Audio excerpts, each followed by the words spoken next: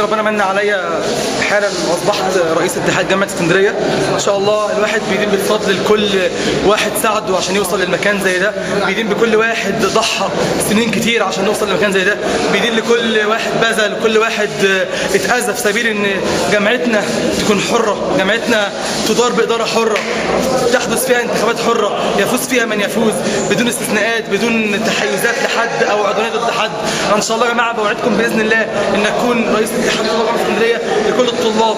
همي الاول ادافع عن حق الطلاب، همي الاول اجيب حقوق الطلاب، همي الاول امثل الطلاب، همي الاول ان مفيش طالب يبقى عنده مشكله الا ويعرف ان في حد في ظهره اسمه اتحاد الطلاب بيمثله. اتحاد الطلاب ده بيكون في صف الطلبه، عمره ما يكون في صف الاداره.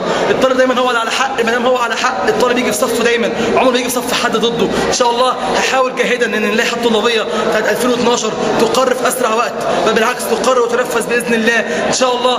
حتى وكان الوقت قليل الواحد ان شاء الله يجتهد لغايه ما ربنا يوفقه ويكرمه ان شاء الله. يا اخوانا لما الوقت يعدي ان شاء الله حاسبوني على الفتره دي، انا ان شاء الله هعمل اللي عليا، وان شاء الله ربنا اساله ان ربنا يعيني ويوفقني